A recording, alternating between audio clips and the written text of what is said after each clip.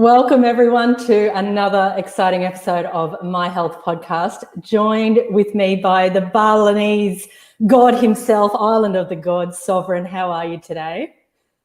So great. So nice to be here. Yay. Got the sounds of Bali there behind you, which makes us all very envious, I have to say. We kind of get that balmy Bali feel and wish we could teleport there with you. But we will be talking about teleporting today and raising up our supernatural powers as humans, having this physical experience, because this is the age that we're in.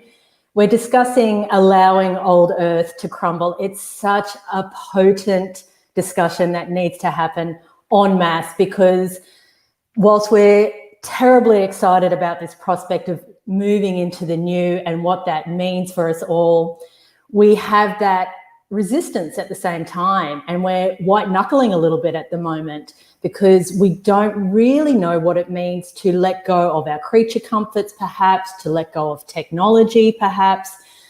There's an emotional experience that's going on when we allow the old to crumble, like anytime we've moved on from a relationship or left our home. I know you're in the process of moving home at the moment. So, of course, there's the emotional aspect, and we need to honour that. We can't just toughen up and say, yeah, we're okay, let's get to New Earth as quick as possible. We want to honour the whole experience because there's so much wisdom and so many pearl drops within this transitional phase that we're going through. But I just want to share quickly before I pass it over to you, a dream that I had just last night. Obviously, my psyche was preparing for our chat today. And in my dream, I came home and someone had got into the house and everything literally was in disarray. So the whole house and the structure of the house had in fact crumbled, which is the theme of our chat today. And I was okay with that. I was fine with the fact that the house had crumbled. But the one thing that bothered me is they had taken my computer. And I was so concerned because in my dream, I'm like, I need that computer. I need my technology. Sovereign and I are doing a podcast today. I need to connect with him. And I didn't have the computer, and it forced me to start chatting with you telepathically. And so you and I in my dream were having this telepathy, and you were saying, Carrie, it's fine. It's all good. Let's just have this 5D telepathic chat. And so we proceeded to have this telepathy. And I woke up and I thought, how perfect was that as that insight into where we're moving to. We may not be there yet, but in many respects, we're already in that process of using our telepathic nature, of transcending even technology. So whatever's part of old Earth, we may keep some of it, we may let other parts of it fade away. So I'll hand it over to you. I also would love you to just explain a little bit more about what you do so people can get to know you better. Yay, so nice, Carrie. Thank you. Yeah, dreams. Dreams of a new Earth. Yeah, they come from deep within our original psyche. It feels like that real kind of that original mud where the lotus flower has its tap roots. And yeah, I can relate to the process that is involved in wanting something new and then not actually being aware as to that there is then also something old. And this is a bit of a kind of, it's been language, the old paradigm, the new paradigm. But the old paradigm is sort of so persuasively all around us. And it's, first of all, it's everybody's comfort zone. It's what we all got cultured into. To then culture a whole new ecosystem that is syntropic, that is healthy. Oof. It's been a long journey for me, but what really has helped me and where I share from and where I feel that people may benefit, expanding their capacity to feel and see and sense what this new Earth way of living, if we can perceive it, if we can see it, because we put language to it, it becomes a lot more tangible and manifestable. Without our language, we can dream it, but we are a multitude of beings in one being. And without casting our foci through the expression and the articulation and the proclamation of what we want to create. Well, we're not willing it. So if we don't express it, and we're not willing it, and we're not willing it like consciously by saying, I am willing this, we lack a capacity to really invocate and create. And that's where I share around substantially language of the new earth. And I'm just gonna let this guy come up.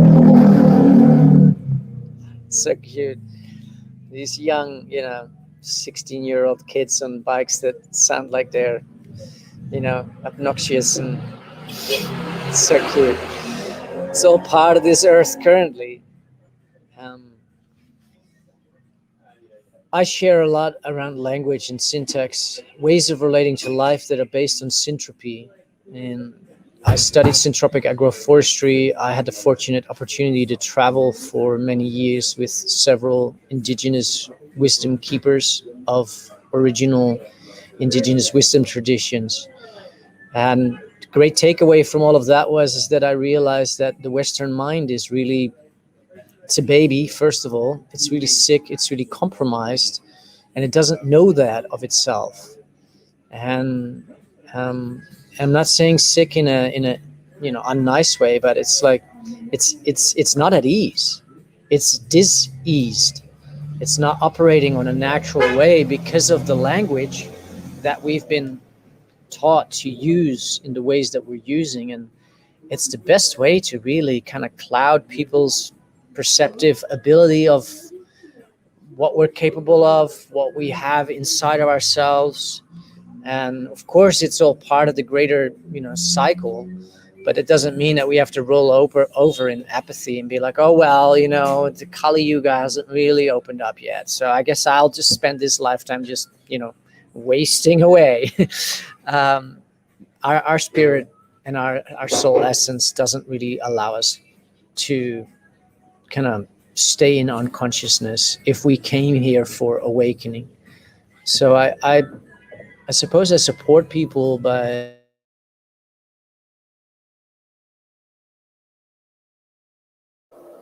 Oh, I've just lost you, Sovereign. You've just frozen, if you can still hear me.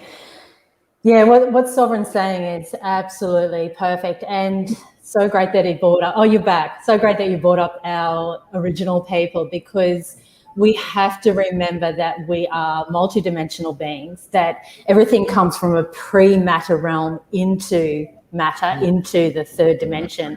And we can all conjure up a new dream. We are so powerful actually in our internal technology. We have simply forgotten who we are. There is a soul or a spiritual amnesia that has come down like a veil. Now, of course, it was meant to happen. I always see it as we created the ultimate opponent, call that the cabal, call that the Illuminati, call that the deep state, call that just the monster in the closet, doesn't really matter. We created that force so that we would activate. And I've heard you a lot talk about the hero's journey, and that's something that's very familiar to me, and what that means to bring the darkness right up to yourself and then utilize that as the springboard for growth and the springboard for consciousness. Of course, we have a choice, don't we, at that point? We could simply, as you say, roll over. But, anyone who's got the courage of conviction within them, well, they're not having it. The option to acquiesce just isn't an option for many of us. And we're seeing on the collective right now that there's this true power that's ignited, this true flame that is ignited within.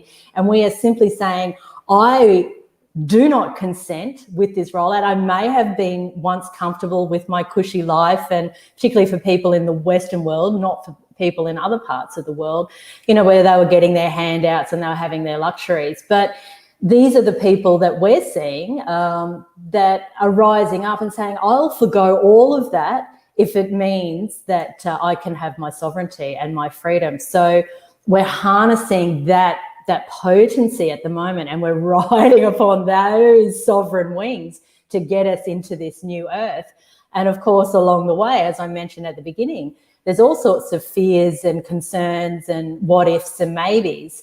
how can we then best support ourselves to live completely in the present moment, to have complete faith and trust in ourselves, not in anything outside of ourselves, but in ourselves, in the present moment, and dream this new dream. And so these are the things we're being faced with at the moment. You talk a lot of, Sovereign, about syntropy and entropy. And I know that the term syntropy is perhaps not something people have heard about a lot. So I'd love you to explain that a little bit more, what that means in terms of our consciousness, but also what it means in terms of the work that you do with the earth and, you know, the growing of produce and where we can go with that side of things as well. Yeah, it's so good. Yeah, we've been, the way that I perceive it, we've been, Blake, can you turn it down a bit? Give me a second.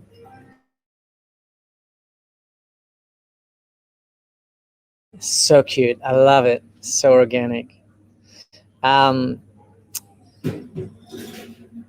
I've studied human ecology now through the syntropic lens. And the syntropic lens is really how life functions, how nature operates, what the strategies of life are based on. And these are not some sort of like philosophical concepts about hypothetically and theoretically, this is how it would work. These are witnessable strategies that nature is working on and with, and they are being repeated and replicated effortlessly. And so nature organizes itself according to the law of syntropy, and that is that it is working towards greater levels of complexification, but also harmonization as the complexity builds, which increases the resiliency, which is based on biodiversity.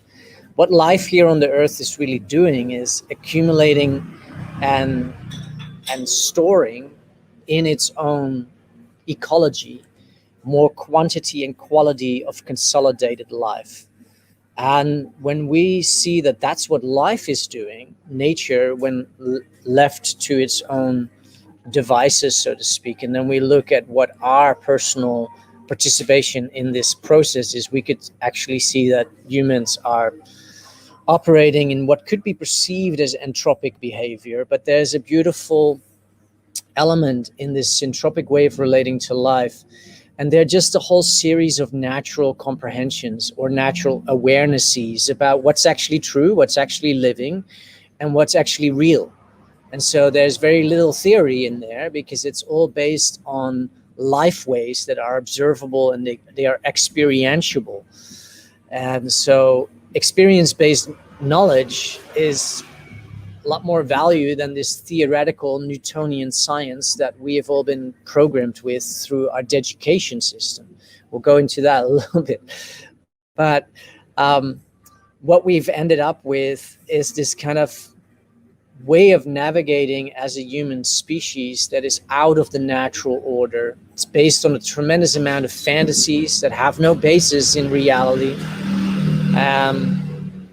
And that causes damage.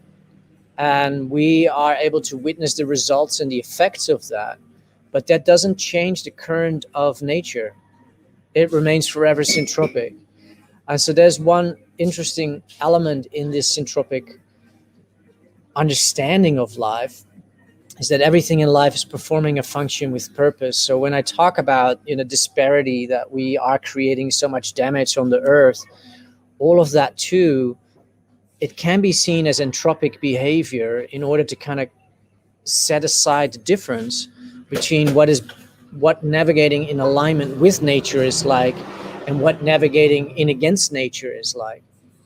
But if everything is performing a function with purpose over time, then whatever that it is that we're doing now, or whatever we are going through, or however we are being oppressed or squeezed, or whatever we want to call it, it's all performing a function with purpose, and we can just question the function. And so what you just talked to earlier, this whole theatrical production that we are witnessing all around us, that has been kind of gone live a year and a half ago, over some sort of boogeyman virus is turning out to squeeze humanity into a weird cauldron through means of overreach of powers and so forth, to awaken our sovereignty.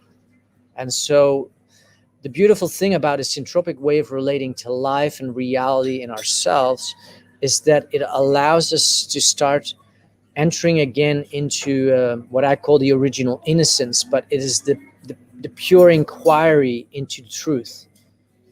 And that requires a capacity to think for ourselves and not just rely on what everybody, what information we're all getting fed. And one of my key elements in that is that I am just questioning the function.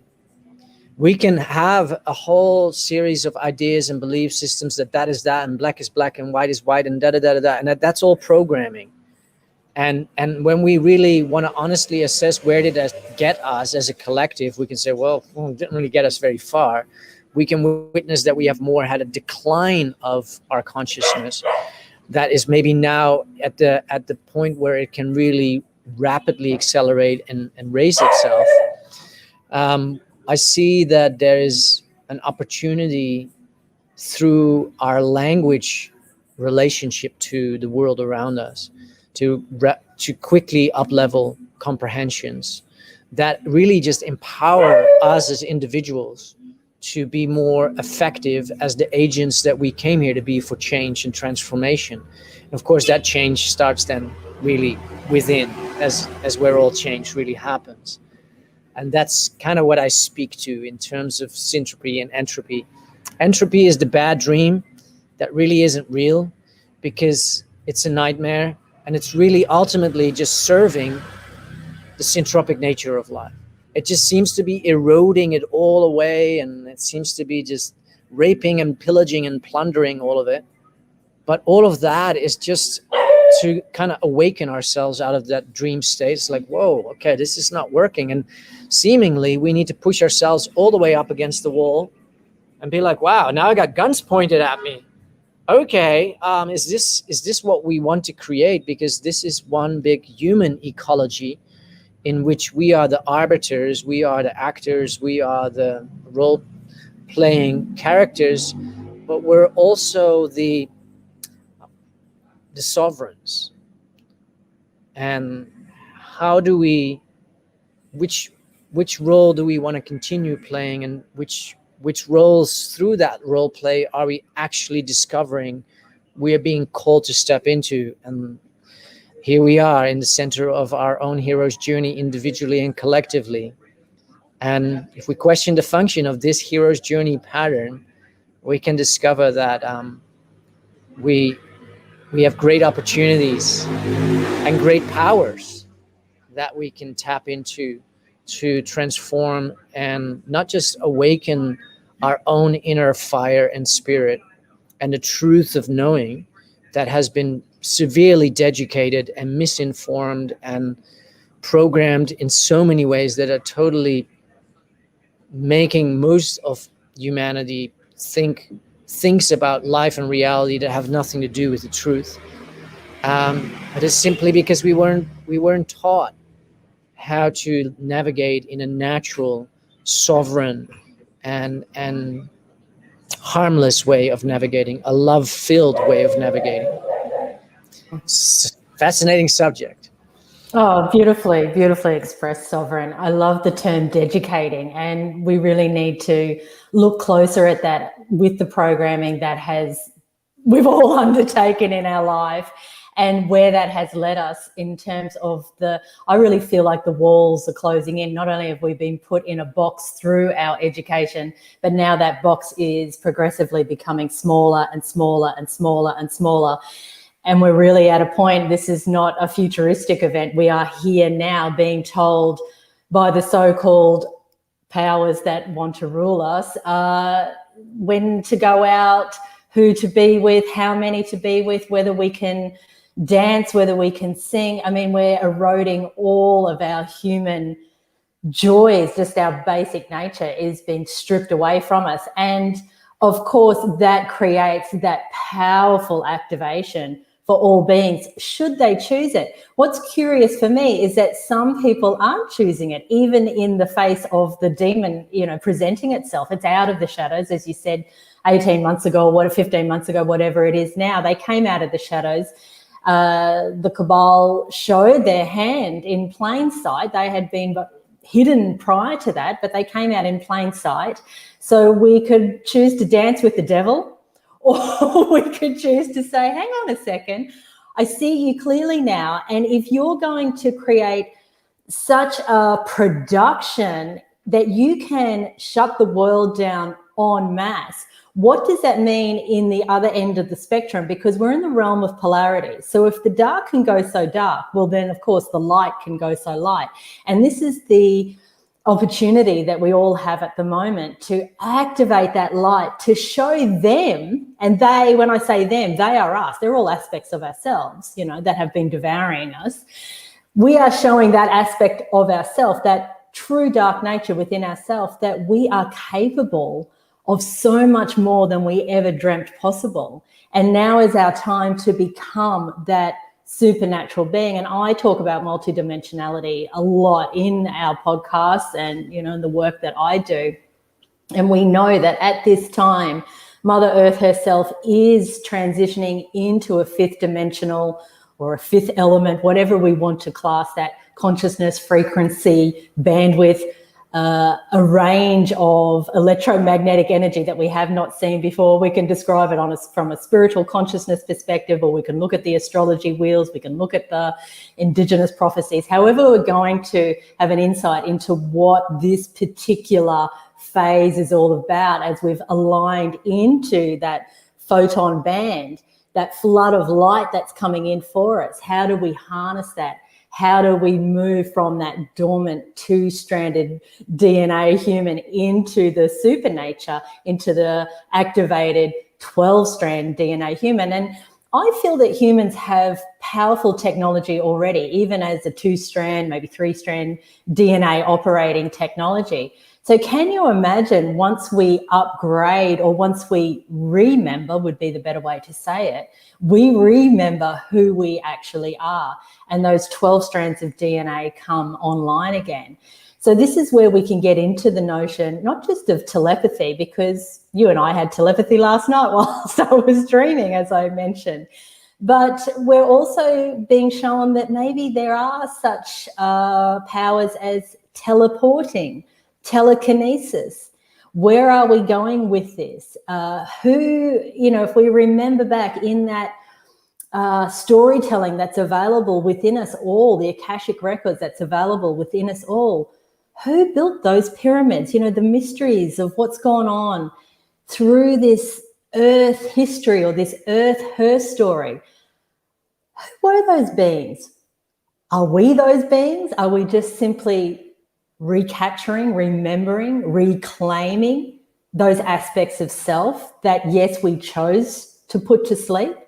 And now that remembering, that reawakening process is happening again.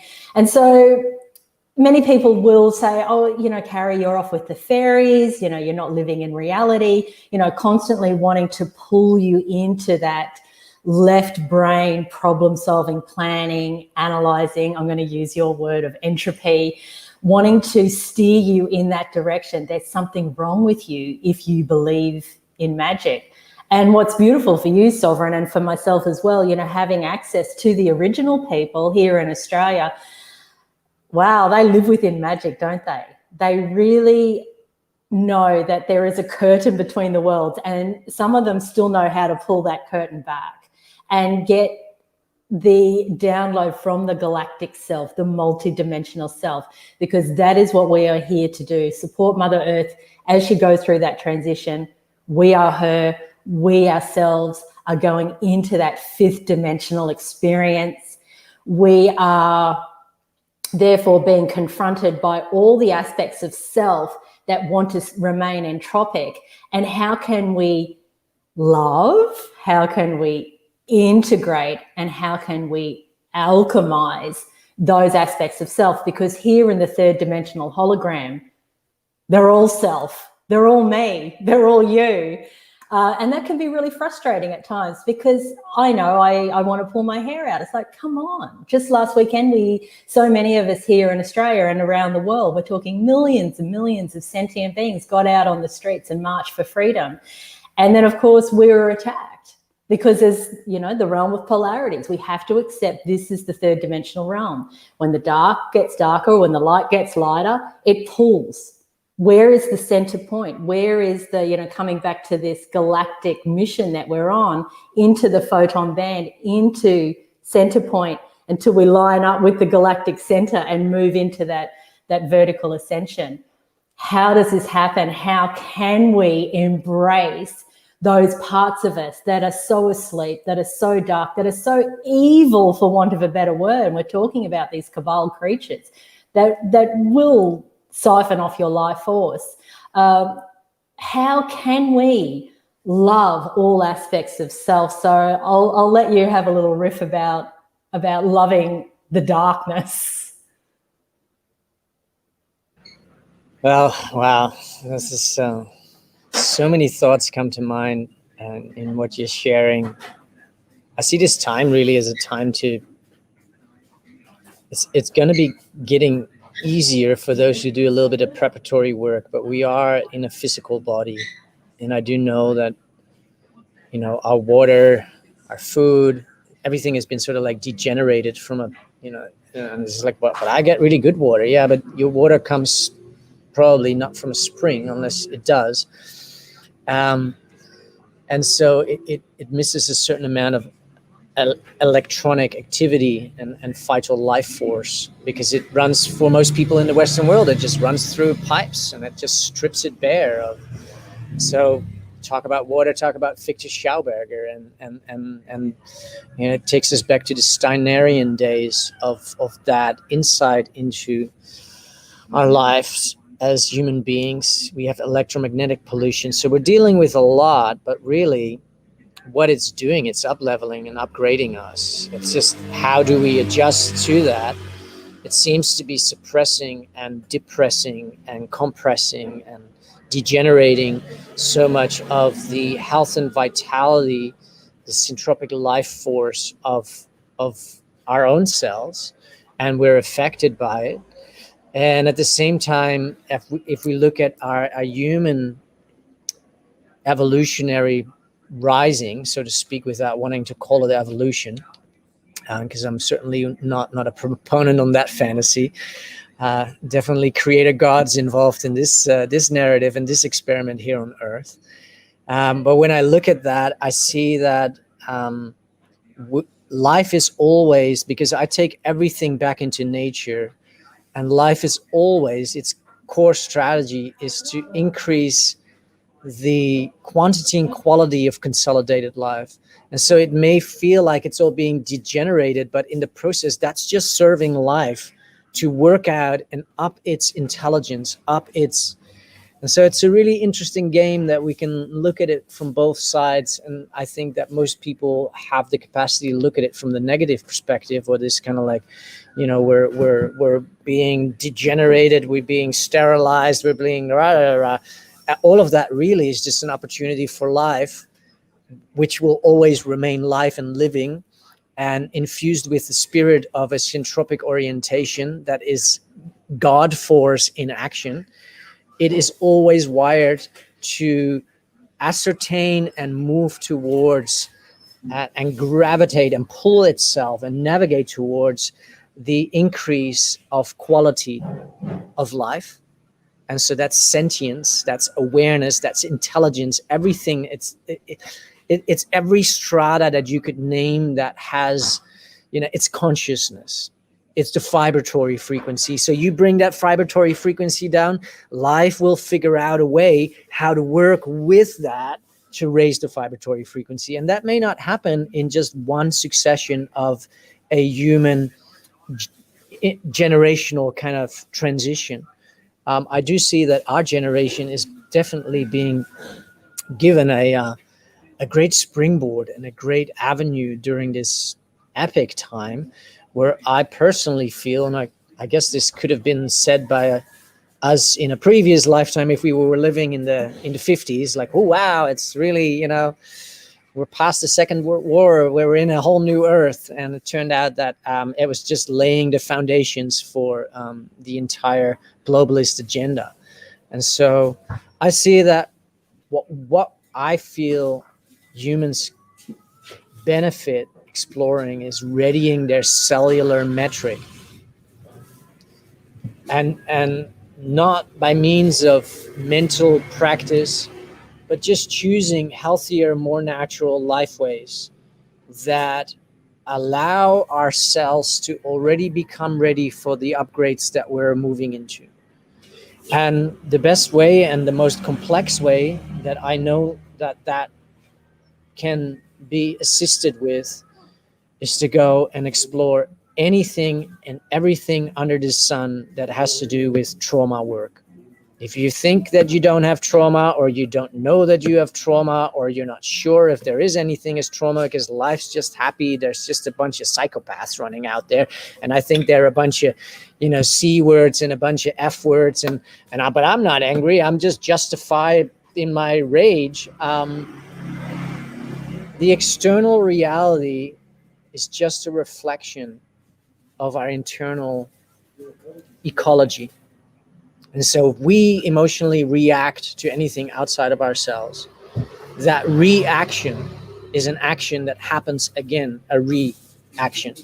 And so in that sense, there's a story within, and this is how we have been so controllable, how we've been so manipulatable. And of course, humans are very gullible to start with, because we have no reason to distrust other human beings. But outside of all of that, we have been severely brought down. I call it taught brought down, around a whole range of concepts and ideologies that have no basis in reality. I call them pure human damage, which is grown-ups practicing fantasies as if it's reality, without actually getting that it isn't.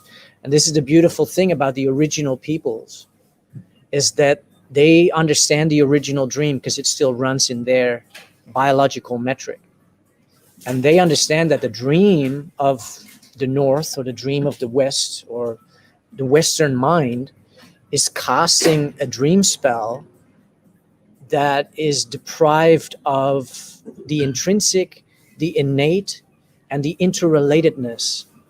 And we as a species of quote unquote white people have kind of separated ourselves out of the original dream to go and try and dream a different dream that involves a lot of suffering. It involves a tremendous amount of transgression of sovereignty. And gosh, you know, want to talk about empire and colonization, it has been off the Richter scales. But when we trace that back, like, where does that all come from? What's really going on? Because we can say, well, yeah, it was Queen Elizabeth. She was such an evil, you know, B word. And Roddy. Oh no, it was Sir Francis Bacon that made all the language in this certain construct that we're now all stuck with. And that is also just in succession part of something that came before that. And it's not to spiritually explain away how we got to where we are, but it gives us insight that what has been observed and witnessed by many indigenous people around the world is that we are dealing with a mind virus.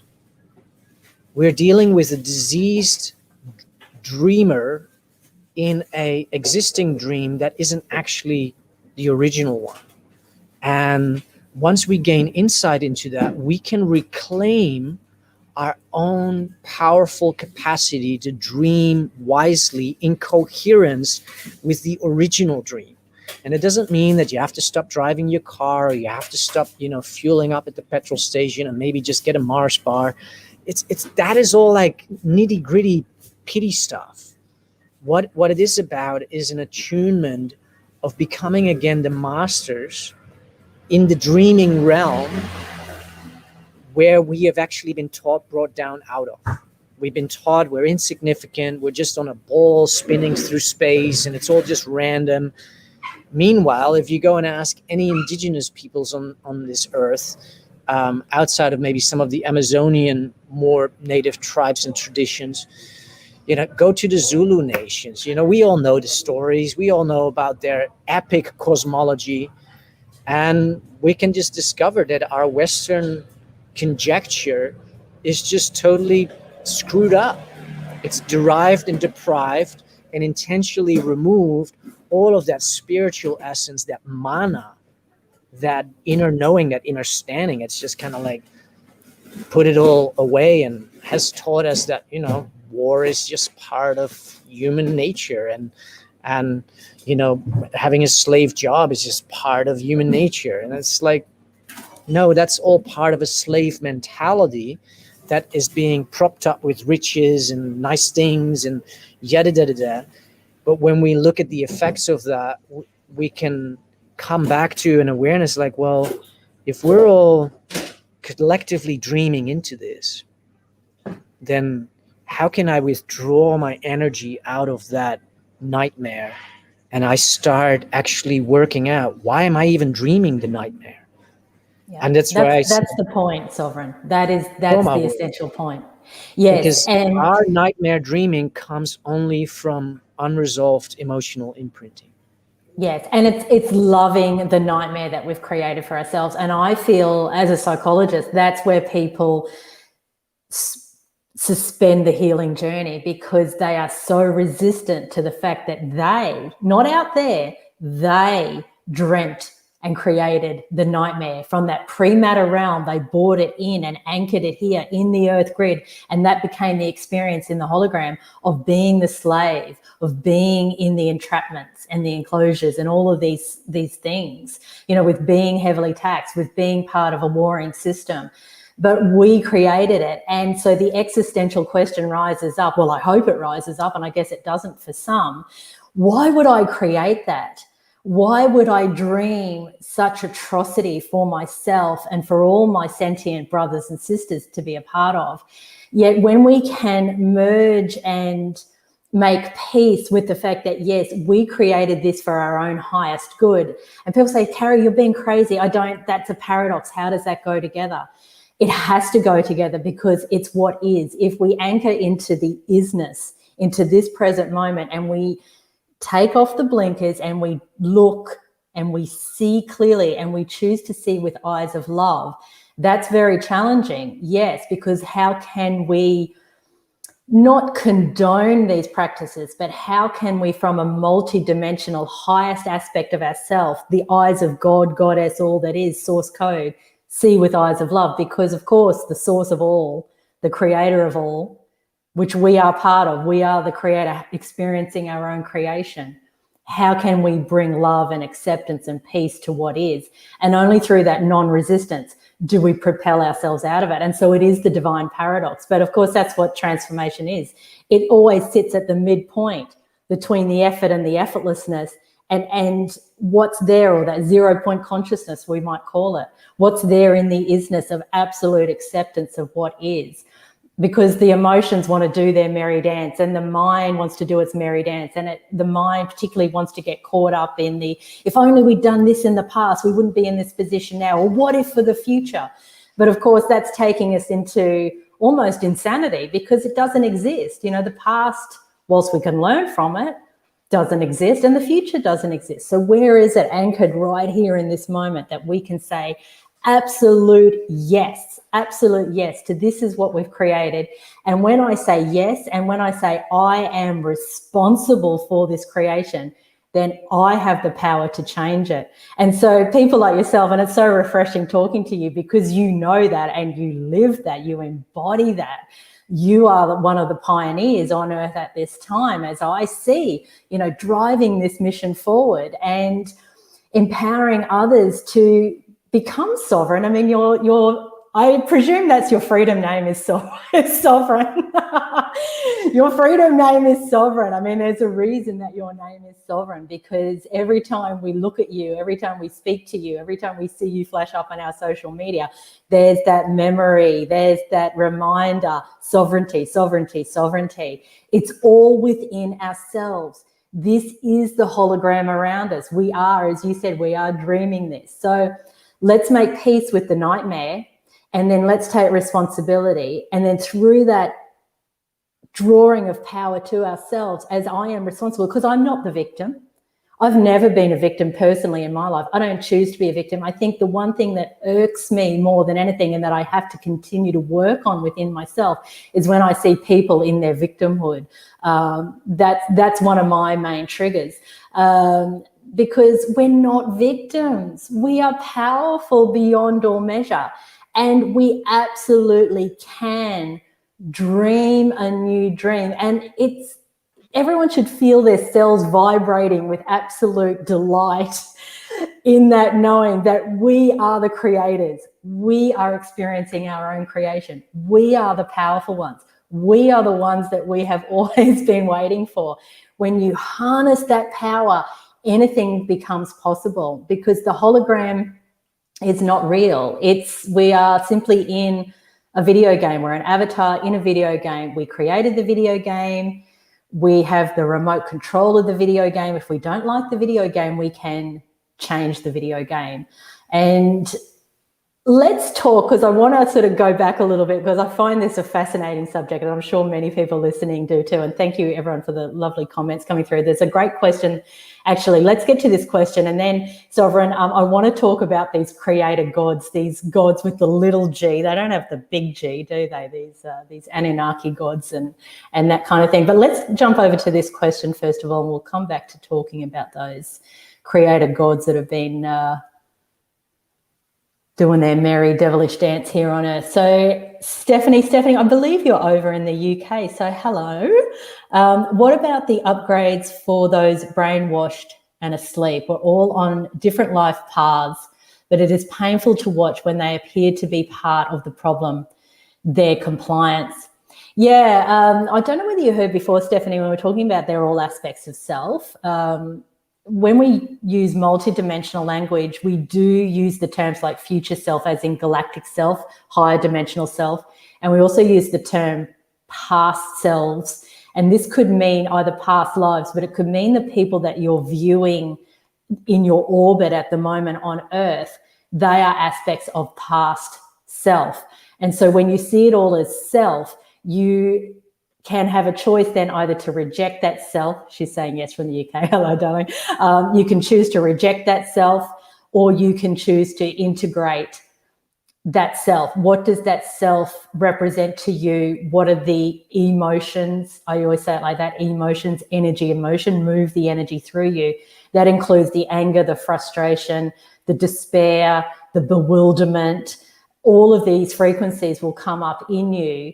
And then if you sit in it, you'll go a little bit deeper. You'll go underneath what that is, and underneath until you'll get back to the source of why these people as self, as parts of yourself, are operating in this way. And you'll uncover a lot of memories, whether it's in this lifetime or past lives, as to when you operated in exactly the same way and why you did. And usually the source of it is fear. If we could break it down into the basics, the source of it is fear. We're fearful. We haven't developed enough trust and faith in ourselves. We've been conditioned to have trust and faith in authority outside of ourselves, but actually it all resides within ourselves. So you view these other people doing just that, being conned by the notion of the dangling fear in front of them. Well, just follow me. We'll make sure that your life will be okay. We can eradicate that fear for you. And so we've got to get deep into our fears, and we've got to harness what is driving that fear and choose to love that fear within us, and choose to know that no matter what, no matter how dark it gets, no matter what happens to you, you are still okay. In every now moment, you are still okay. And once you know that, once you embody that, you become completely sovereign. You become completely free. No one can have power over you. You trust in self, and you know that that trust in self arises in every now moment. You're being shown in every now moment. You don't have to control any outcomes, because it's always revealed to you through synchronicity and these ways of living. Do you want to add anything there, Sovereign, or will we get on to the Anunnaki and what they're up to? Great. Yeah, this subject, and it's a beautiful question, Stephanie.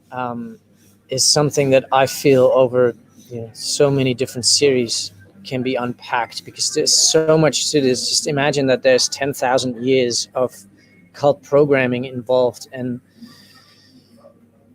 forgetting and getting lost in the dream. And there's so many elements from just our body and what we put in there to all the psycho-emotional disassociation that has occurred in our internal landscape. And so one of the things that I've learned, I'm getting closer to a sense of real wholeness, because I have made it my absolute full commitment, like over these past years, to return to my wholeness and sovereignty. And I can only use this word sovereign if I ever see everybody else as sovereign. So even the dog that was barking here before, and I was just like, oh my God, I'm really kind of edgy. Like, why do I feel like I want to go and, give this dog a kick? Because this dog is me. And so it's like, oh, wow, okay, I got to really work on that one. Because if I want to call myself sovereign, well, then everybody and everything around me is equal to me. And only love and acceptance will return me to my freedom, which is an internal state of being free of really having any waste going on about other people. I find this question really interesting, because what I have found in my own inner work is that, and I've been reluctant to kind of like really step out and share a lot around this, because I felt that it's a really complex subject. But that's probably because there's still a part in me that says it's a complex subject. And so as I'm coming closer into a deeper understanding of the archetypal nature of human consciousness, that there's all these archetypes outside of ourselves, but also archetypes that we can embody within ourselves, that are all linked parts of self that either want to be found and reintegrated, and through that process dissolved, which allows love to just fill that empty space and sovereignty to fill that empty space. There's so many different components to this. And yet one of the things that really stood out for me is that one of the most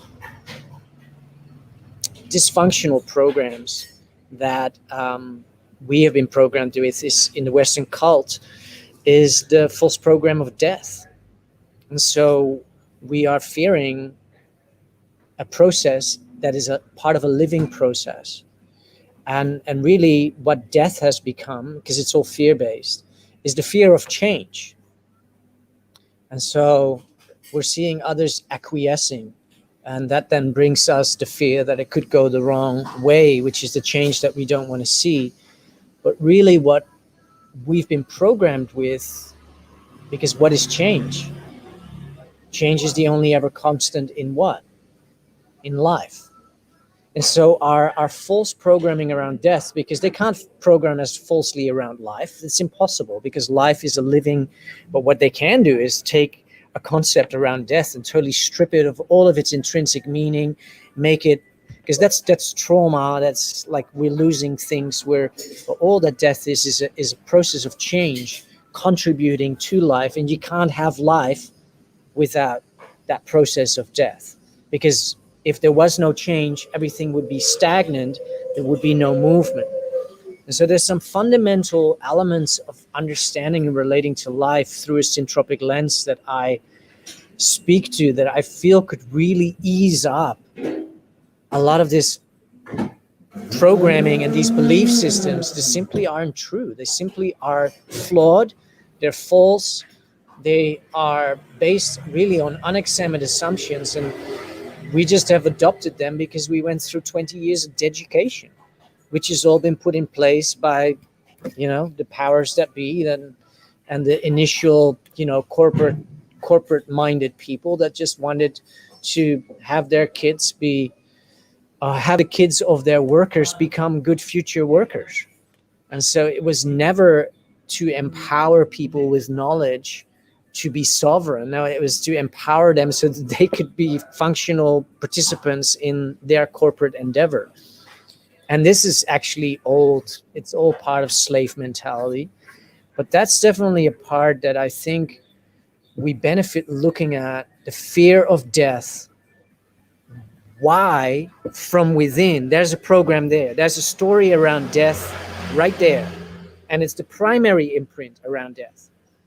And in our Western cult, because I don't call it a culture, we've been cult programmed, and love our parents and love so many beautiful things, because none of us chose consciously or unconsciously to inflict evil, that are here listening or are in our circles. But what I've discovered is that there's an imprint within ourselves, whether we witness death on television, which was injustice, whether we experience death by the means of our pet dying or our uncle or our mother or whatever sibling, we got imprinted and imparted as a way to navigate that process with the knowledge base that those around us were for living. And they didn't know jack shit because they weren't taught anything holistic. If you go to indigenous tribes and peoples and you want to get a real download on how to navigate the process of death in human ecology, you'll just see totally two different worlds. Go to the Maoris in Aotearoa and see how they navigate the process of a human being, its spirit leaving its physical body, and what the grieving process is like. And then compare it to what we do in the Western world. And it's just like, they're two different stories, but they inform us and they reaffirm a process of trauma-based programming to fear death, to therefore fear change, and actually be afraid of life. And that's what these other people outside of ourselves are actually reflectors of. They are the ones that are fearing change. They are just, stuck. They're in their trauma, they're in their freeze, and they're acquiescing.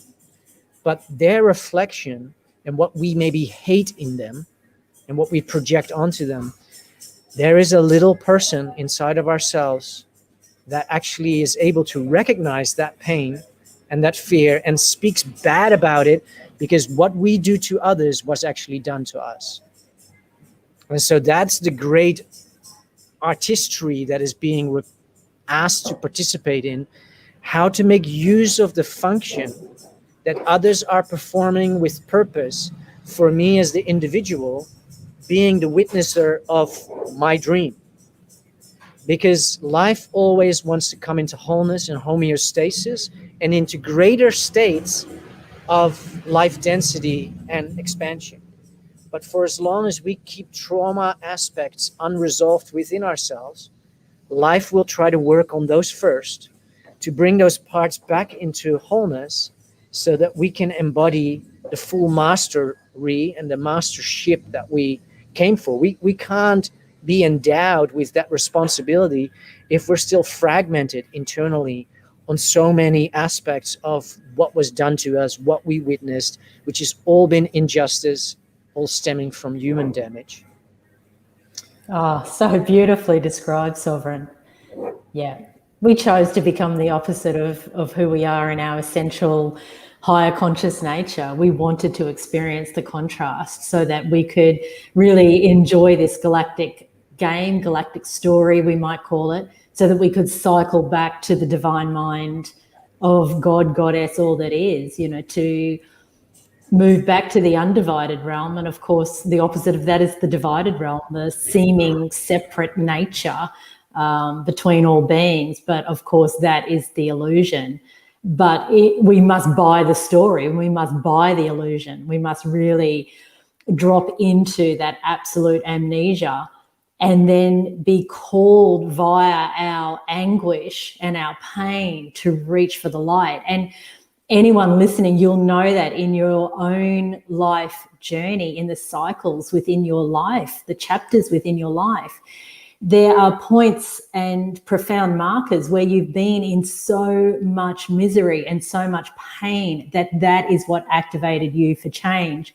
And you will always look back in retrospect and you'll say, thank goodness for that painful event, those painful months, those painful years maybe in my life, because without that, I wouldn't have gone on this hero's journey, as maybe we're going to say today. We've been using that term a lot.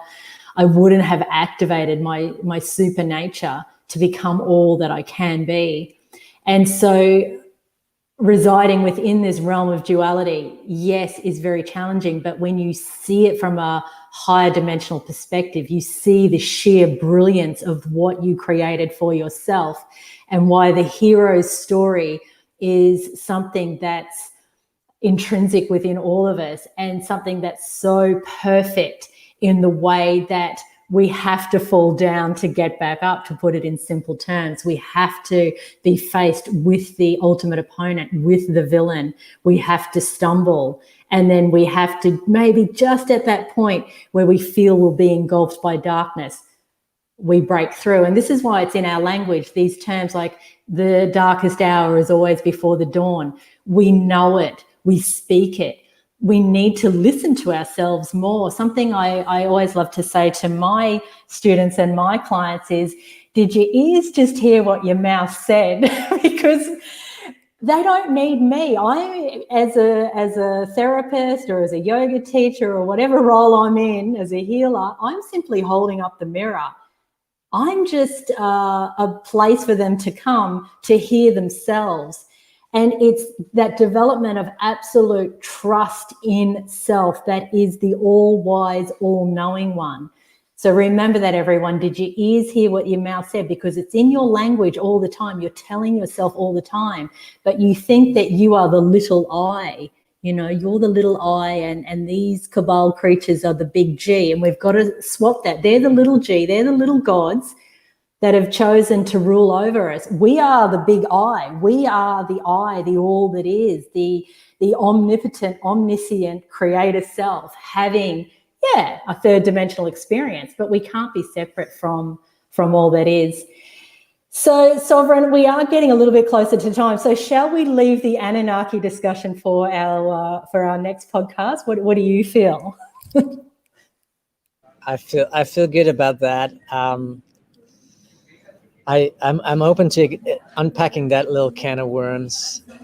One of the things that really came up for me that I feel maybe beneficial to add to this conversation. Well, first of all, that these conversations are really relevant, because I've struggled with this myself for quite some time, in terms of like, well, we're just having a conversation, and why would I want to get on these, live streams and da da da da. Of course, I found a little aspect of myself, and I loved him back into wholeness, and he was forced, well, not necessarily forced, but we do a whole range of things to younglings, as I call them, in primary and elementary education, that just really seem to be the norm, and they are enormously off the mark.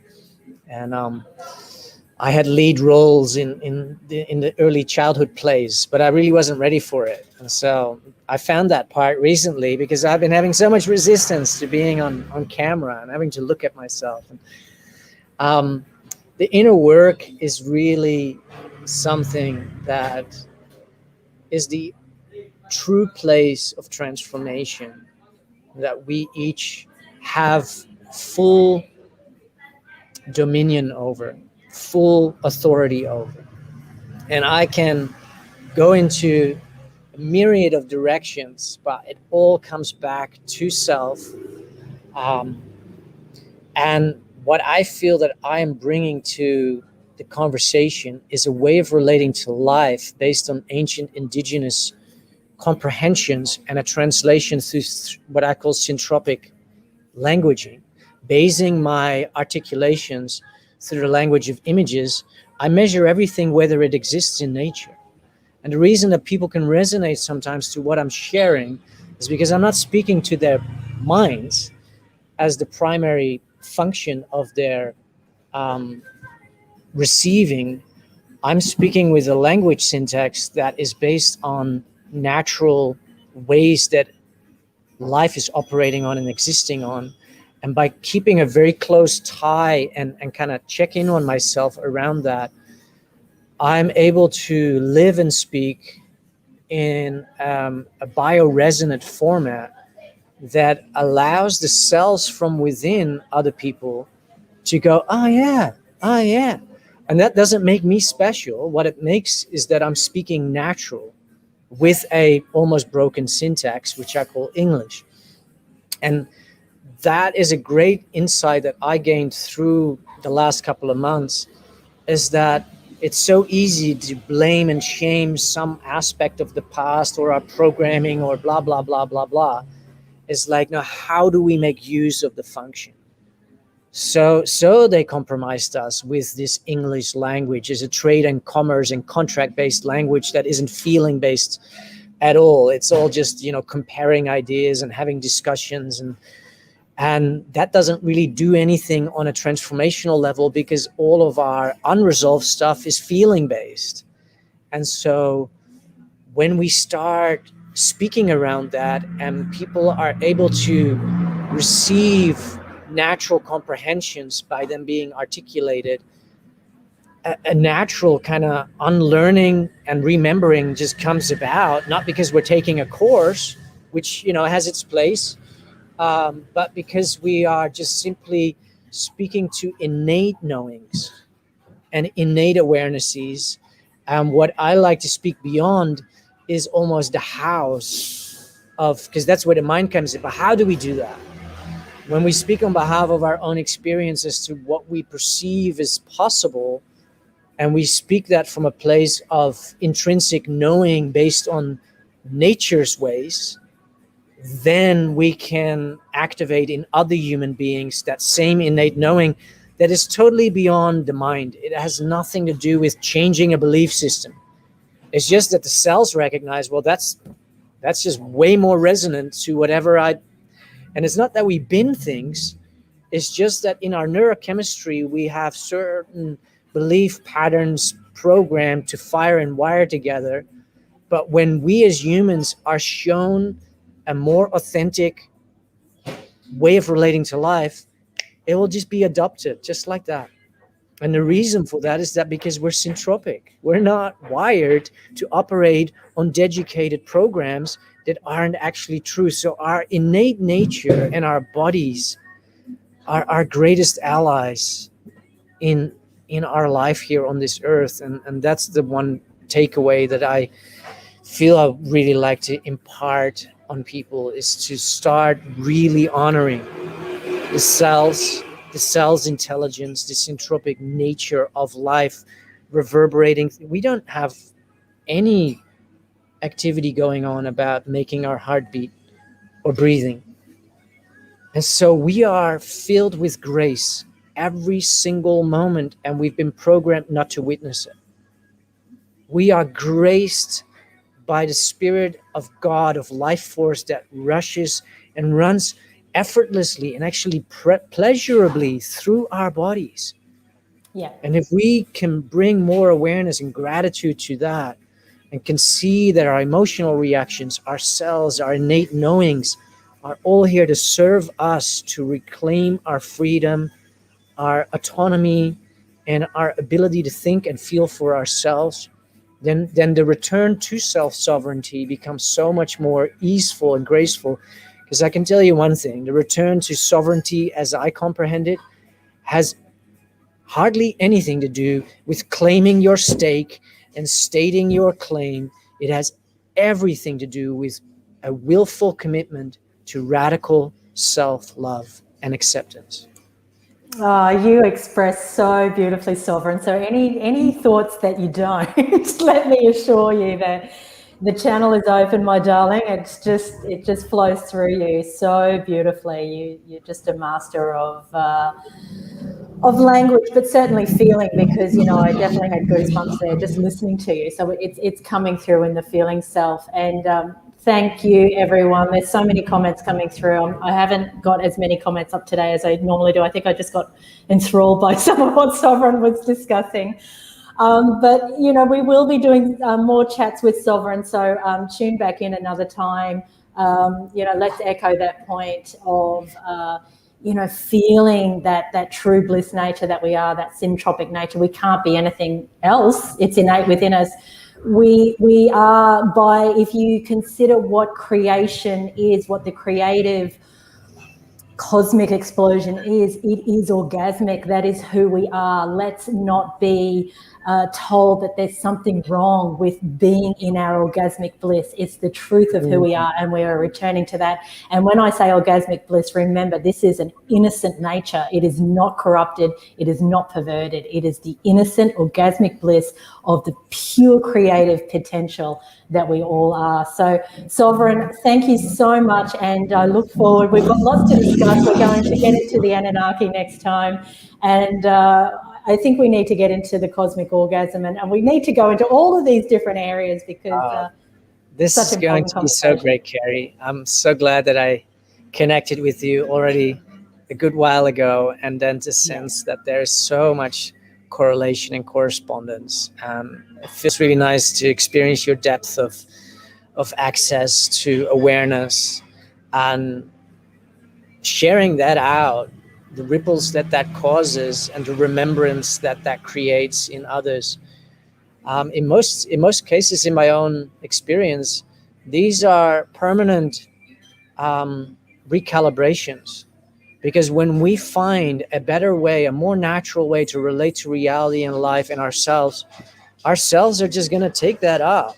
We're not going to stay in a belief system that is broken and dysfunctional, even if we didn't know it. If we come into awareness, it just gets replaced. And so I think it's, for me, something to be diligent about and to keep showing up for. So I look forward to more of this, and see how this may expand into a whole series of explorations and really articulations as to how can we put into perspective that which we thought was always real, but is filled with unexamined assumptions. Absolutely beautiful. So many beautiful comments also coming in about you, Sovereign. So thank you so much for giving your time so generously and willingly to, not just our My Health tribe, but I can tell there's lots of your. Well, we don't call them fans or followers. We call them, other sovereigns that we lovingly interact with. So wonderful communities coming together. And just wanted to mention Earth Heroes TV, which is a creation of Sovereigns along with your friend Shay. Shay Douglas, I believe his surname is. And so make sure you get over to earthheroestv.com. Is that the correct website address? Go and have a look there. The My Health podcast will be streaming through there. Today was our first day, so thank you for inviting us onto that beautiful platform. There's so many alternative media platforms now that I do encourage everyone to support. It's really important that we get off Netflix and all of these other programs that are, I'm going to use your word, Sovereign, because I laughed every time you said it, that are deducating us. And let's get on to supporting some of these sovereign New Earth platforms, alternative media, or maybe it's not alternative. Maybe we're the mainstream, let's claim it. We're the mainstream. Yeah. Come on, everyone. Natural stream. We're the natural stream. We're the stream of consciousness. So thank you, brother. It's a beautiful place. And I'm very glad to bring you on board on Earth Heroes TV. It's a membership-based platform. There's a tremendous amount of information and a lot of seminal voices in this world of the great, scandemic on there. And there's a tremendous amount of free content. And ultimately, the platform is based on and able to function because of membership. But there's a lot of my mind song on there for anybody that wants to delve a little bit deeper into that. And but I'm feeling that we're going to have a follow-up soon anyways. This is great, Carrie. Thank you so much for bringing me on. Oh, thank you, my love, and we'll chat to you soon. Take care. Namaste. Bye, everyone. Thanks for tuning in.